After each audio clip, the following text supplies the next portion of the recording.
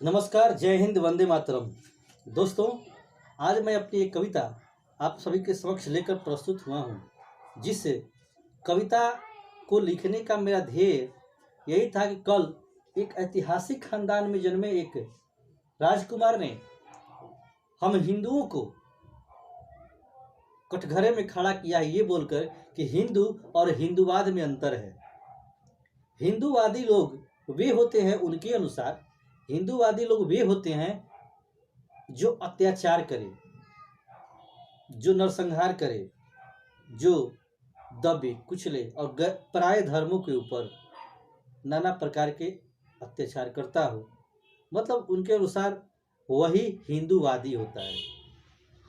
जबकि उस मूर्ख को कौन समझाए कि हिंदू धर्म, हिंदू शिक्षा, हिंदू पद्धति, हिंदू दर्शन को मानने वाला ही हिंदूवादी कहलाता है। तो उसी के लिए हमारी एक कविता है, क्योंकि उन्होंने इस देश के 70% बहुसंख्य समाज के दिल को दुखाया है, उनकी आस्था, उनके धर्म के अर्थ का मजाक उड़ाया है। फिर भी अगर हम हिंदू चुप हैं और इस 70% के आबादी में उस खानदान से एक भी विधायक या सांसद जीतता है तो हम हिंदुओं के लिए सबसे बड़ी लानत होगी। उसके लिए हमारी ये कविता है। हिंदू और हिंदूवाद का मतलब मैं तुम्हें समझाता हूँ।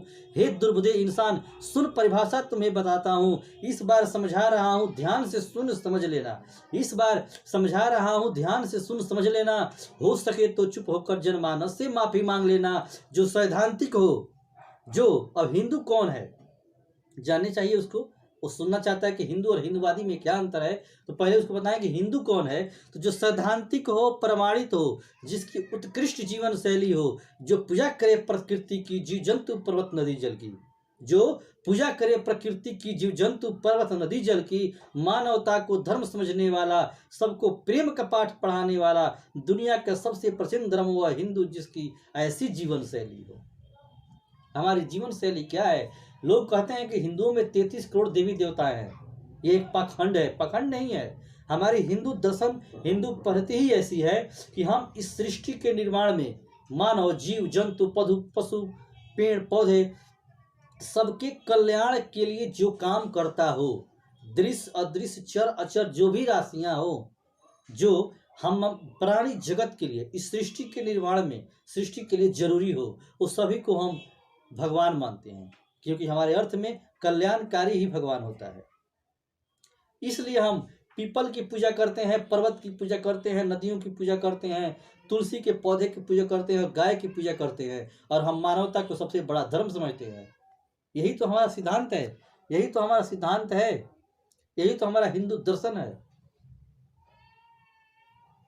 तो जो सैद्धांतिक हो, प्रमाणित हो, जिसकी उत्कृष्ट जीवन शैली हो, जो पूजा करे प्रकृति की, जीव जंतु पर्वत नदी जल की, मानवता को धर्म समझने वाला, सबको प्रेम का पाठ पढ़ाने वाला, दुनिया के सबसे प्राचीन धर्म हुआ हिंदू, जिसकी जीवन शैली हो।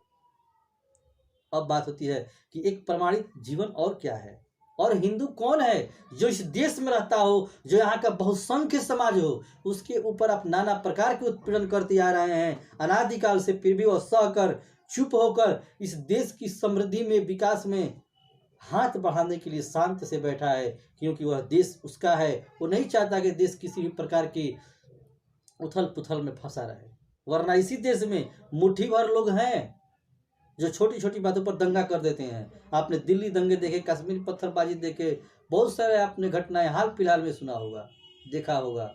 जो मुट्ठी भर लोग हैं फिर भी उत्पात करते हैं, लेकिन हिंदू समाज 70% है, फिर भी अपमान सहकर भी चुप है, क्योंकि वह भारतवर्ष या हिंदुस्तान उसका देश है, उसकी धरती है।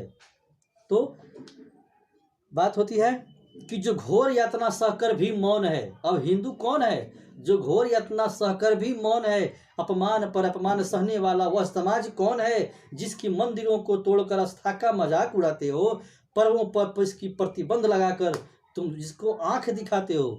अभी आपने देखा, दिवाली में पटाखे मत जलाइए, नदी किनारे छठ व्रत मत कीजिए। मतलब ये क्या है? एक तरह तुगलकी फरमान है, और अपने सरकार के, अपने हुक्म का, अपने पावर का लोग गलत इस्तेमाल करते हैं, आंख दिखाते हैं। उन्हीं के लिए लाइन है। फिर भी हमारा समाज चुप रहता है कि जो घोर यातना सहकर भी मौन है, अपमान पर अपमान सहने वाला समाज वह कौन है जिसकी मंदिरों को तोड़कर आस्था का मजाक उड़ाते हो, पर्वों पर जिसके पाबंदी लगाकर जिसको तुम आंख दिखाते हो, बहुसंख्य होते हुए भी शांति प्रिय समाज वह कौन है?